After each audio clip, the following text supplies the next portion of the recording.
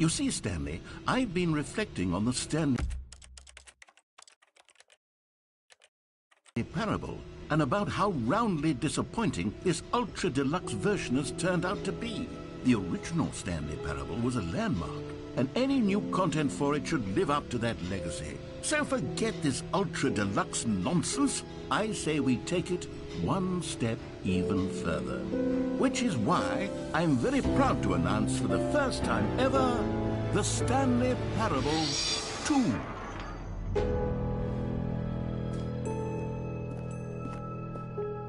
Yes, you see, isn't this far superior to a measly port with a few minor additions? Think of all the new territory we'll cover with a fully fledged sequel. An entirely new experience, built from the ground up.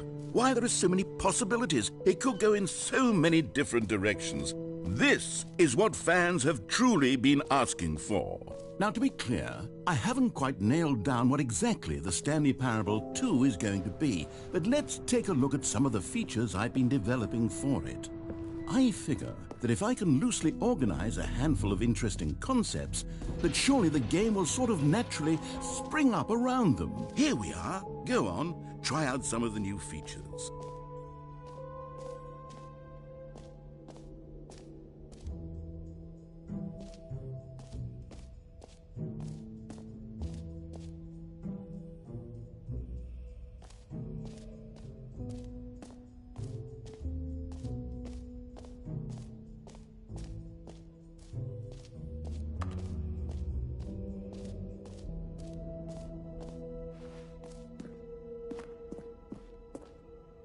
A common complaint of the Stanley Parable was that it was confusing and paradoxical, that it engendered a chaotic sense of reckless despair in those who played it. Well, I am happy to say that after much consideration, I've engineered a clever solution to this fundamental problem with the game. It's the Stanley Parable Reassurance Bucket. You see, Stanley, anytime you're holding the bucket, a sense of calm and ease will fill your mind and your heart. It's true. As long as you hold on to the bucket, the many disorienting contradictions of the Stanley Parable will feel perfectly normal and perhaps even comforting. You may even come to long for the gentle embrace of jarring cognitive dissonance while the bucket is in your arms. And to be honest, it's a much more convenient solution for me than actually redesigning the game to be less uncomfortable. Can you imagine what a pain in the ass that would be? Yes, the bucket is the perfect solution. Come on, give it a try. Can you feel it? The glow of comfort, even in the face of crushing despair, must already be sweeping through your body. And in fact, can I say that I do believe the bucket lends you an air of charisma as well? I think that just holding it has made you the slightest bit more attractive as a person. The benefits of the bucket seem to go on, don't they? All this and more await you in the Stanley Parable 2.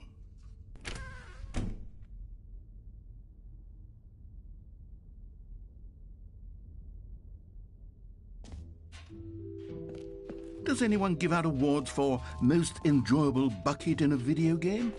That really should be an award if it isn't already.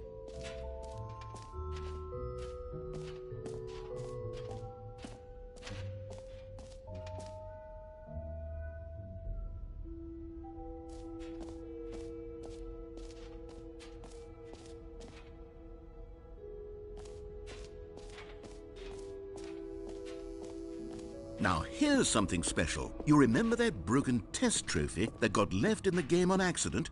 Well, I'm developing a technology to simply give you the trophy. Yes, you see, you'll come to this lever, and when you pull it, the trophy will be given to you. It's as simple as that. As you can see, the machine is not working yet since... Wait, what in the holy hell is going on? You got the trophy? Why did the machine work? Stanley, I didn't fix it. I didn't do anything to it. I swear, it was broken just a second ago. Who fixed it? Is someone here? Are we being watched? Oh, God. Composure, composure. Yes, as you can see, the machine is working as normal, as I intended. It truly speaks to the awe-inspiring magic of the Stanley Parable 2. Breathe. Just breathe.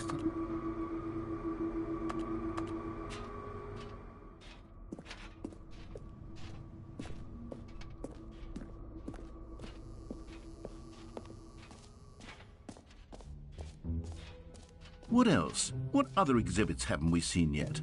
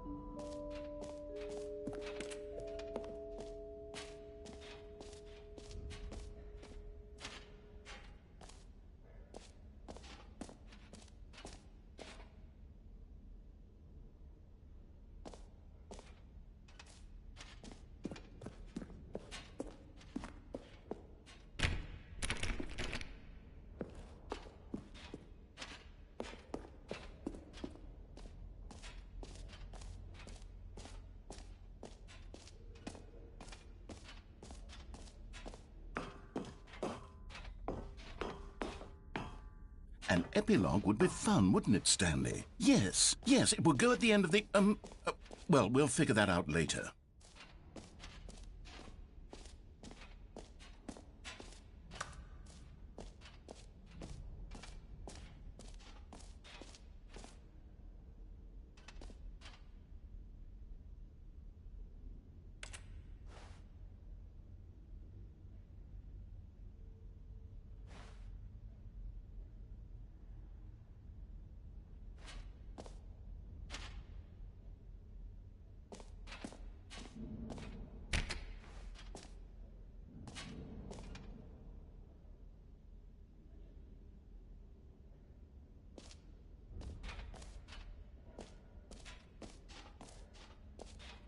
Calling it the Stanley Parable 2 is just so much catchier than Ultra Deluxe, don't you think? Ultra Deluxe? What does it even mean? But the Stanley Parable 2, now that's an artistic statement right there. All right, have you seen everything you wanted to? Ready to move on now?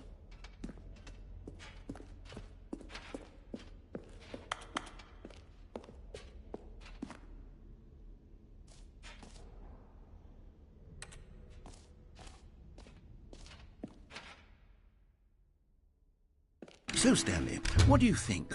Do you like all of the new features? Yes, I know it's not exactly clear yet how exactly these features will come together as one single coherent video game, but I can feel it in my soul. It's going to work. There's definitely a good game in there somewhere. Say, let's do an experiment. I'll arrange these new features together, and we'll see whether or not it coheres into a meaningful gameplay experience. Okay, are you ready? Here it is. I give you the Stanley Parable 2.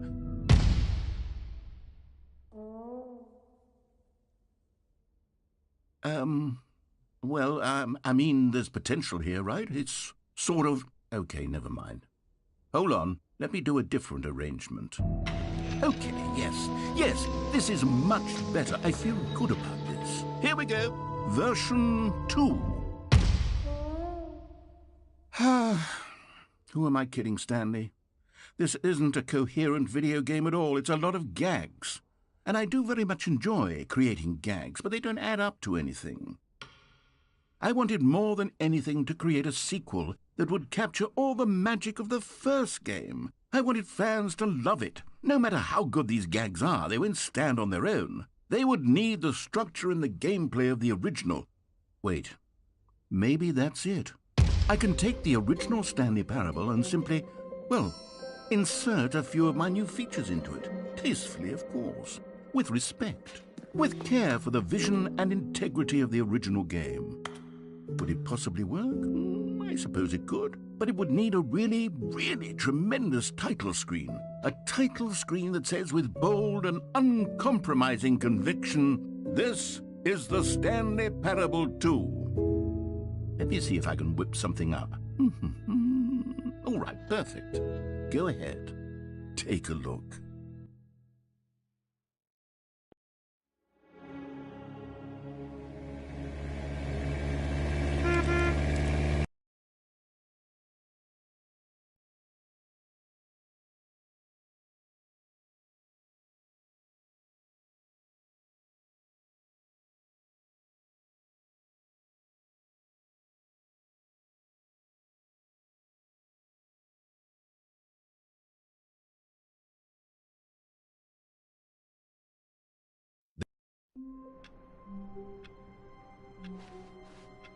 All of his co-workers were gone.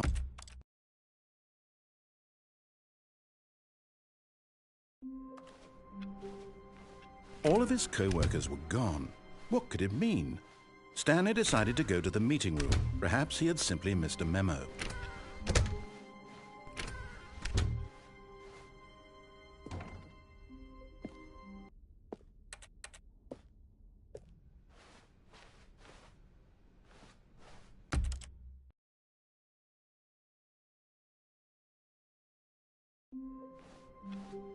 All of his co-workers were gone. What could it mean? Stanley decided to go to the meeting room. Perhaps he had simply missed a memo.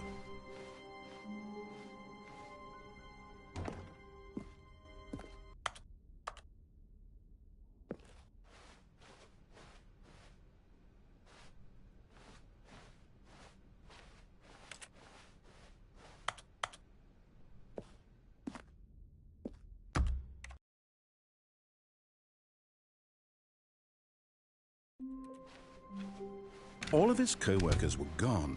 What could it mean? Stanley decided to go to the meeting room. Perhaps he had simply missed a memo.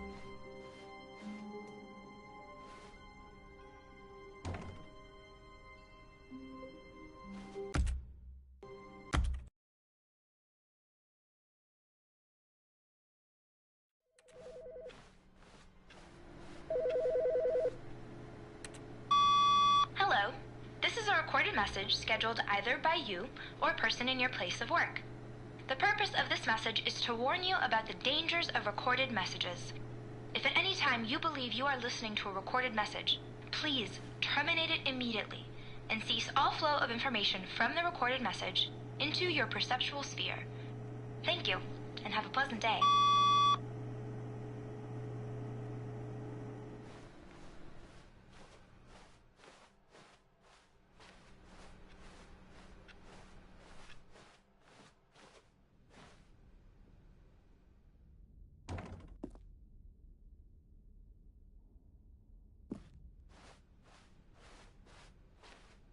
When Stanley came...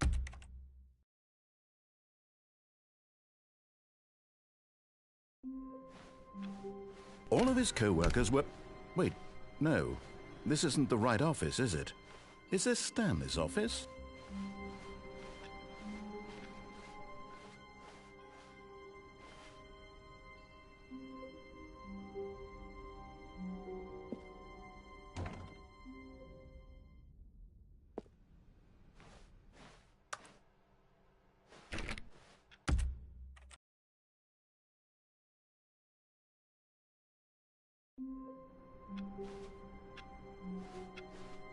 All of his co-workers were gone. What could it mean? Stanley decided to go to the meeting room. Perhaps he had simply missed a memo.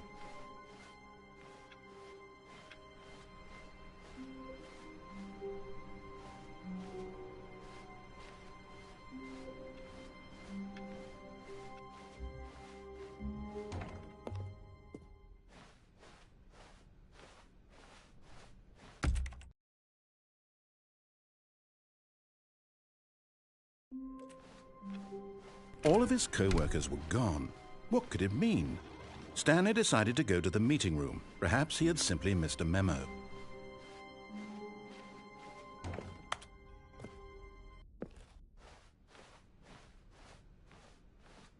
When Stanley came to a set of 2 open doors, he entered the door on his left.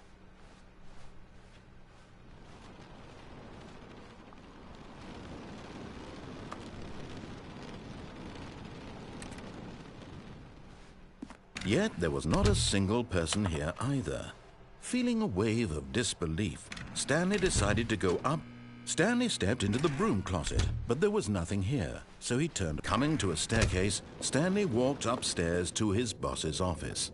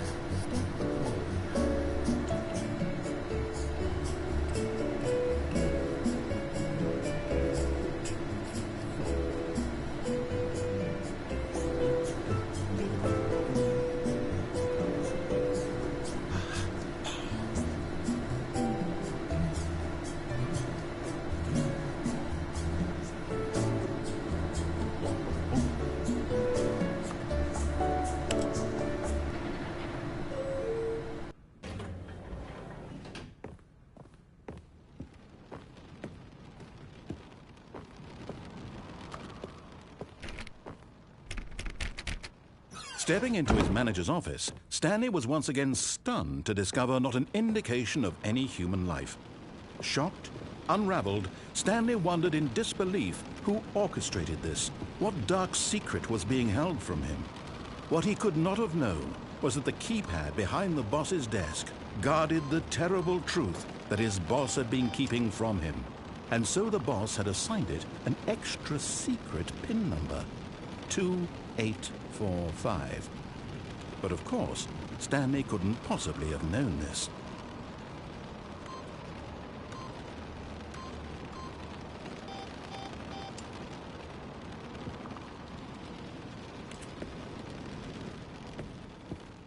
Stanley just sat around twiddling his thumbs.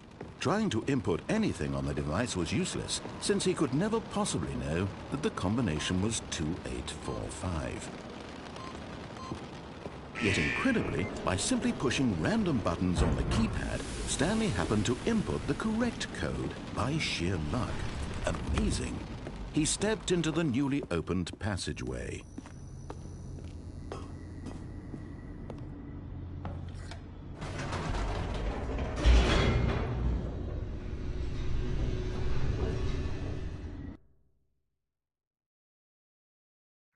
Descending deeper into the building, Stanley realized he felt a bit peculiar. It was a stirring of emotion in his chest, as though he felt more free to think for himself, to question the nature of his job. Why did he feel this now, when for years it had never occurred to him? This question would not go unanswered for long. Stanley walked straight ahead through the large door that read Mind Control Facility.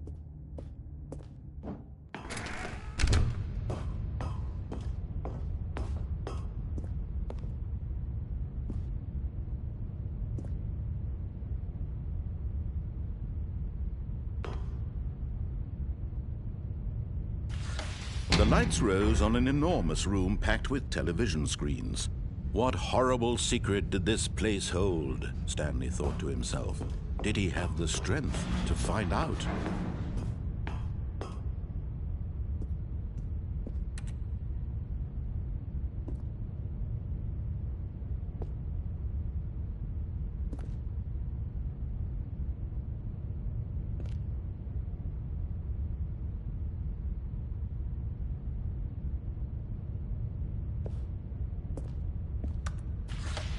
Now the monitors jumped to life, their true nature revealed. Each bore the number of an employee in the building, Stanley's co-workers. The lives of so many individuals reduced to images on a screen, and Stanley, one of them, eternally monitored in this place where freedom meant nothing.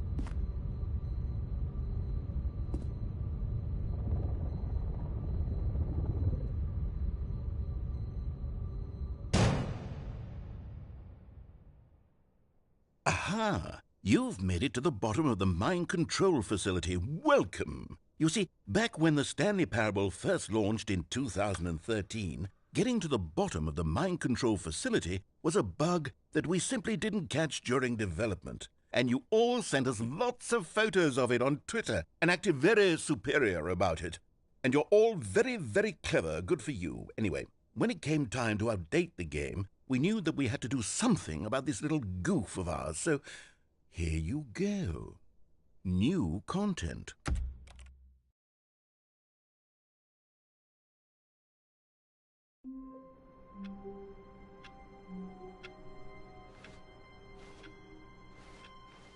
The meeting room. Yes, that's where everyone would be. Stanley just needed to get to the meeting room, and from then on, he would never be alone ever again.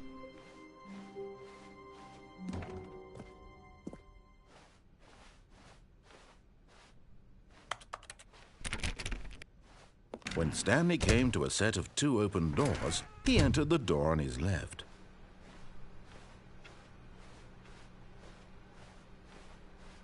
Yet there was not a single person here either. Feeling a wave of disbelief, Stanley decided to go up to his boss's office, hoping he might find an answer there. Coming to a staircase, Stanley walked upstairs to his boss's office.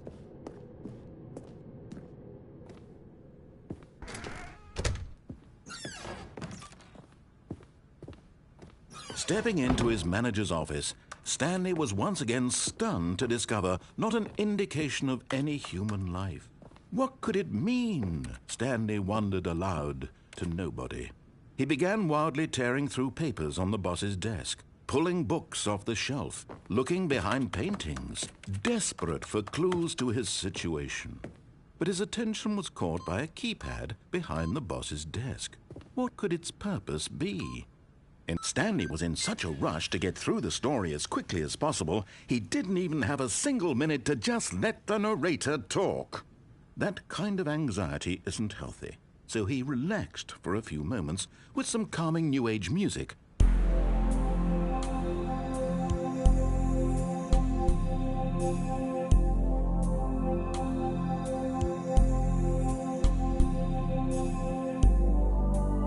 Feeling soothed and rejuvenated, Stanley calmly walked forward into the opened passageway.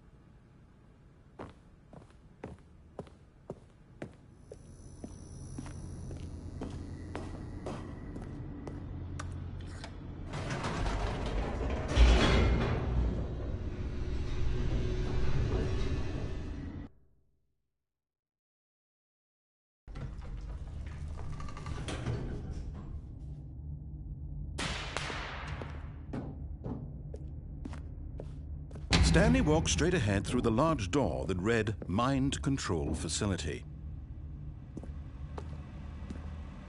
Although this passageway had the word escape written on it, the truth was that at the end of this hall, Stanley would meet his violent death.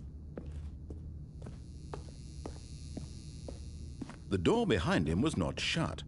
Stanley still had every opportunity to turn around and get back on track. At this point, Stanley was making a conscious, concerted effort to walk forward and willingly confront his death.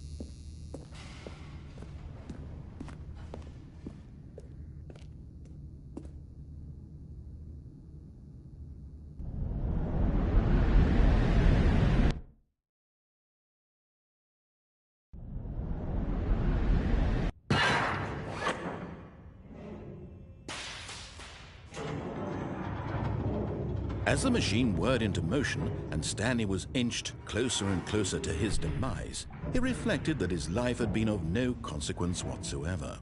Stanley can't see the bigger picture. He doesn't know the real story, trapped forever in his narrow vision of what this world is. Perhaps his death was of no great loss, like plucking the eyeballs from a blind man. And so he resigned and willingly accepted this violent end to his brief and shallow life. Farewell, Stanley.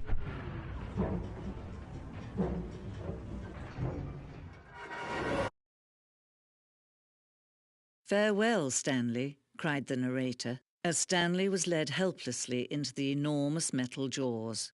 In a single visceral instant, Stanley was obliterated as the machine crushed every bone in his body, killing him instantly.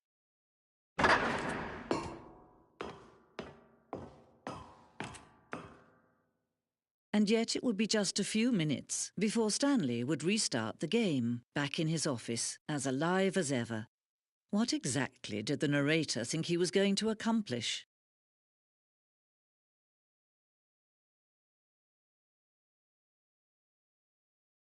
When every path you can walk has been created for you long in advance, death becomes meaningless, making life the same. Do you see now? Do you see that Stanley was already dead from the moment he hit start?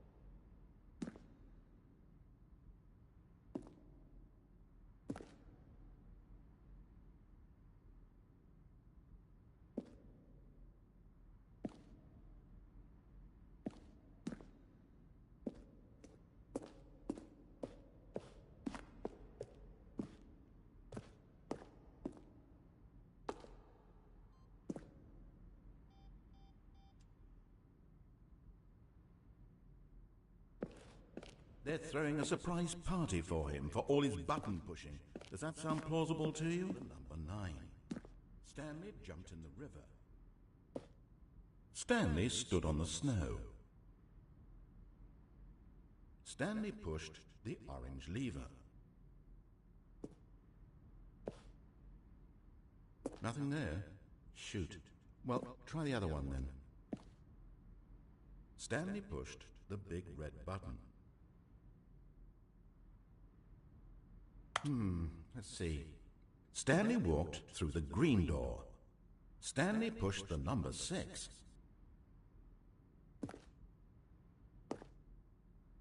Stanley stood on the roof. Still nothing? I don't know. Well, in that case, I'll tell you what. You win. Congratulations. You did it. I know you put in a lot of hard work, and it really paid off, so good job.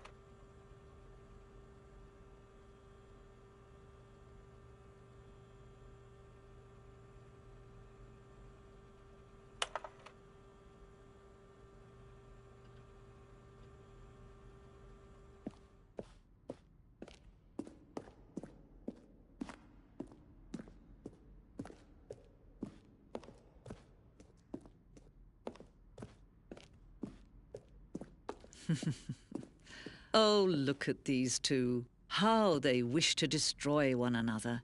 How they wish to control one another. How they both wish to be free.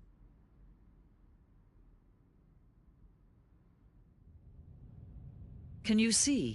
Can you see how much they need one another? No, perhaps not. Sometimes these things cannot be seen.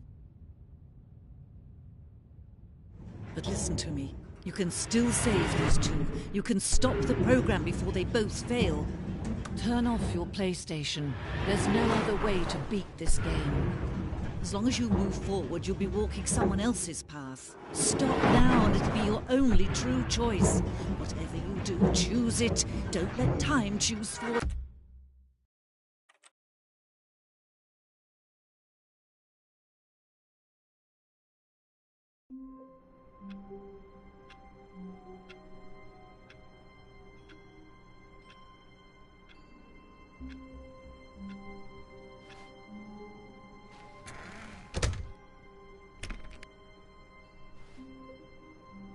One man, one bucket, one chance to seize their destiny together. Stanley clutched the bucket tightly to his chest and entered the door on his left.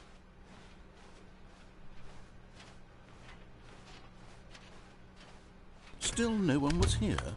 Stanley needed the bucket's warmth and comfort now more than ever.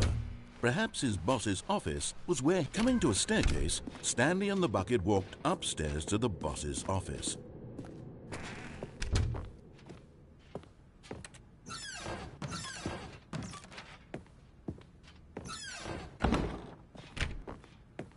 Stepping into his manager's office, Stanley was once again stunned to discover not an indication of any human life.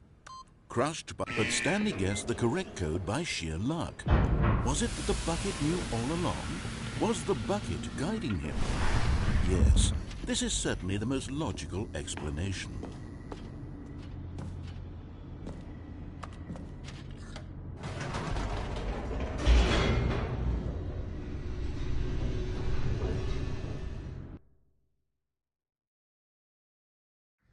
The elevator raced downward, plummeting towards an unknown fate.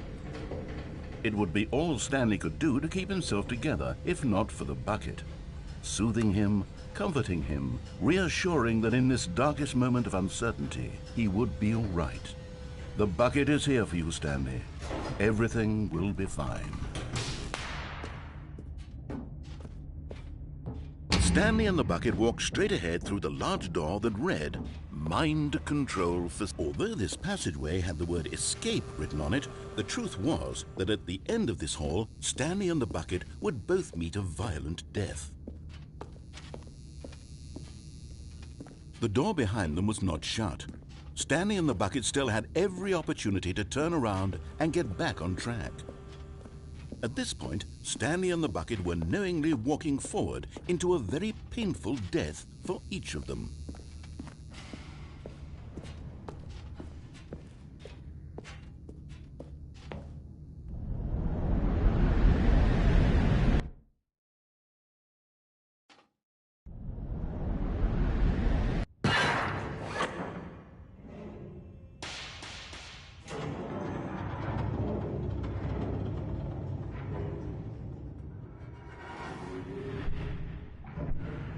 As the machine whirred into motion and Stanley and the bucket inched closer to their demise, Stanley reflected on how meaningless the bucket's warmth and comfort had turned out to be.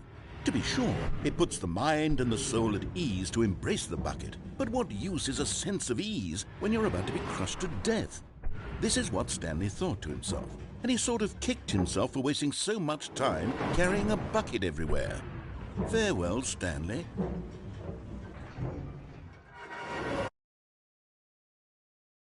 "Farewell, Stanley," cried the narrator, as Stanley and the bucket were led helplessly into the enormous metal jaws. In a single visceral instant, the bucket's life came to an end as it was crushed violently to death.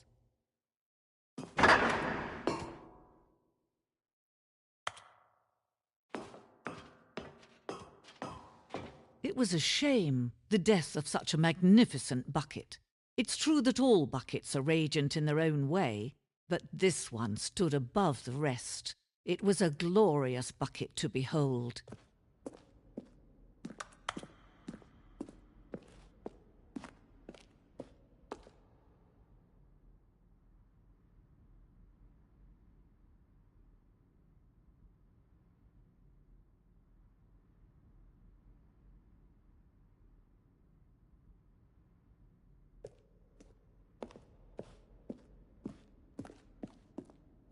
Can you see how arrogant it was for Stanley to take a bucket like this and to claim it for his own?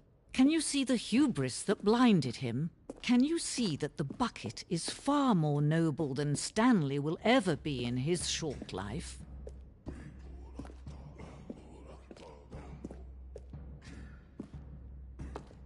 No man can own a bucket, and certainly not a bucket as dazzling to behold as this one. It is man who should kneel before the bucket.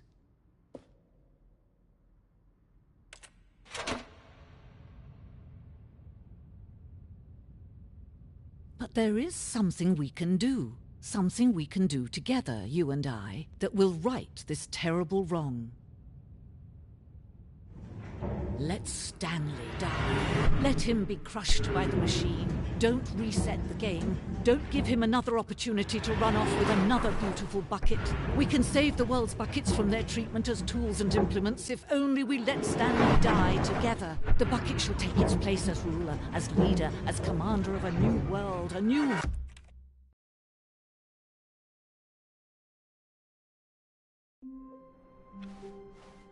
All of his co-workers were... Wait, no.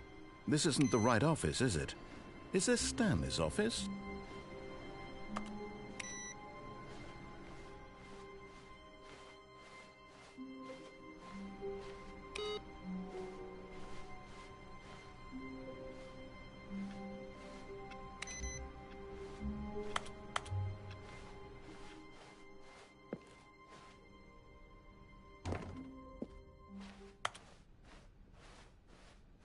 When Stanley came to a set of 2 open doors, this was not the correct way to the meeting room, and Stanley knew it perfectly well. Perhaps he wanted to stop by the employee lounge first, just to admire it. Ah, yes, truly a room worth admiring. But eager to get back to business, Stanley took the first open door on his left. And so he detoured through the maintenance section, walked straight ahead to the opposite door, and got back on track.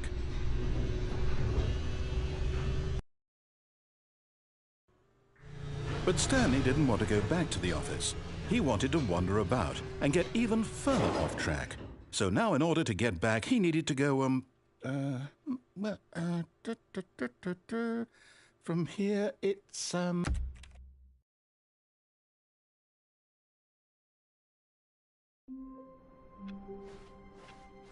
of his co-workers were gone. What could it mean? Stanley decided to go to the meeting room. Perhaps he had simply missed a memo.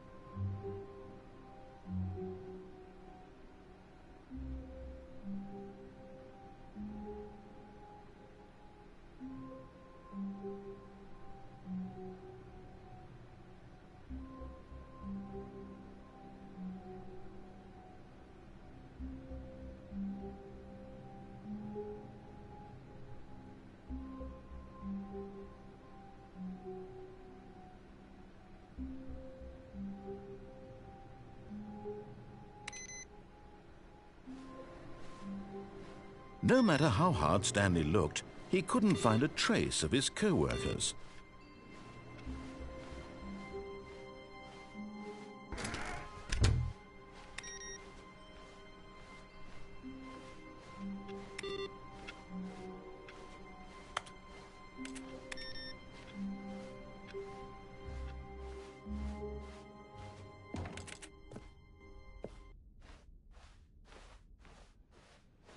When Stanley came to a set of 2 open doors, this was not the correct way to the meeting room, and Stanley knew it perfectly well. Perhaps he wanted to stop by the employee lounge first, just to admire it. Wow, yes, this room. But eager to get back to business, Stanley took the first open door on his left.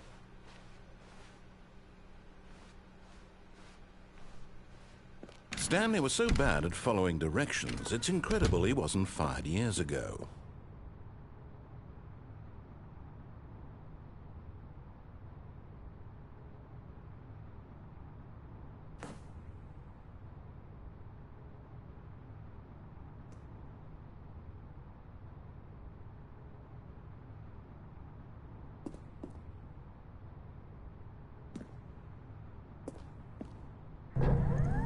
Look, Stanley, I think perhaps we've gotten off on the wrong foot here. I'm not your enemy, really, I'm not. I realize that investing your trust in someone else can be difficult, but the fact is that the story has been about nothing but you all this time. There's someone you've been neglecting, Stanley. Someone you've forgotten about. Please, stop trying to make every decision by yourself. Now, I'm not asking for me, I'm asking for her. This is it, Stanley. Your chance to redeem yourself, to put your work aside, to let her back into your life. She's been waiting.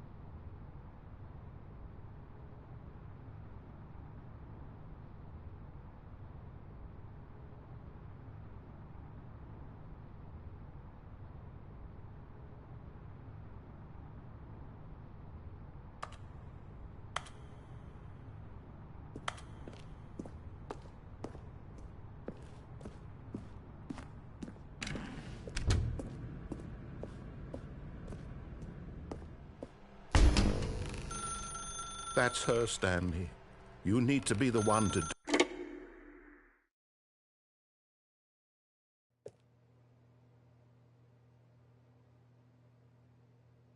Oh, Stanley, is that you? Hold on, sweetie. Sorry to keep you waiting. I'm just pulling the bread out of the oven. All right. Okay, there we go. All right, now, I want you to come in and tell me all about your day. Gotcha! Oh, come on. Did you actually think you had a loving wife who'd want to commit their life to you? I'm trying to make a point here, Stanley. I'm trying to get you to see something. Come inside. Let me show you what's really going on here. Sorry, but you're in my story now.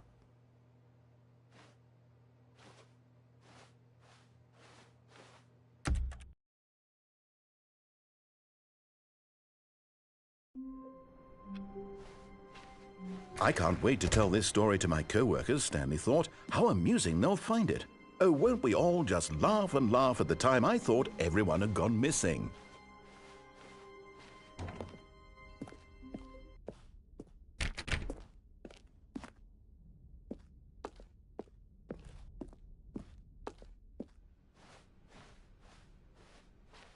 When Stanley came to a set of 2 open doors, he entered the door on his left. This was not the correct way to the meeting room, and Stanley knew it perfectly well. Perhaps he wanted to stop by the employee lounge first, just to admire it. The lounge was sublime. a work of art. But eager to get back to business, Stanley took the first open door on his left. Stanley was so bad at following directions, it's incredible he wasn't fired years ago.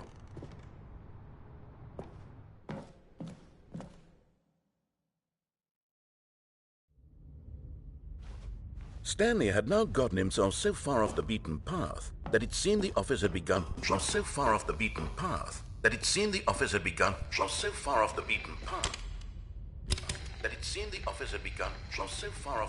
You didn't think I was actually just a recording, did you? What a silly and trite explanation that would be. All the back and forth between you and me, all the absurd adventures we've been through, and it all turns out I'm just a tape recording? It was all just in Stanley's head. I bet that's the kind of twist you think is revelatory. I bet each and every time you watch a movie where it turns out all to be in the main character's imagination, you must absolutely bolt off the couch in pure shock at the phenomenal and intricate storytelling. It must be so simple to be you. Life being an unending waterfall of surprises and delights. How much more exciting you must find the world than the rest of us do. Now I've become sad. Look what you've done to me. This is all your fault.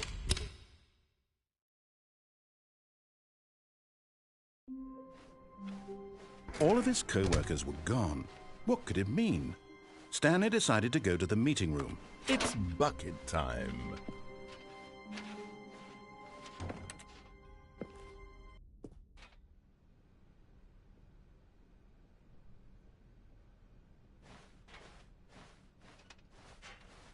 Stanley clutched the bucket tightly to his chest and entered the door on his left.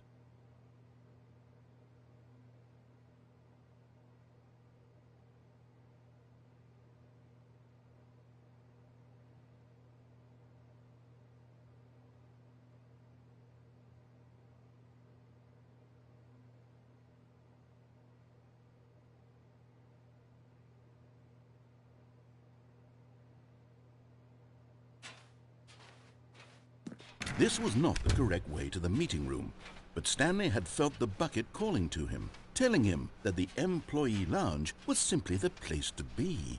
And here it was. Had the bucket turned out to be correct? No, never mind. The bucket was wrong. Stanley took the door on his left to go back to the meeting room.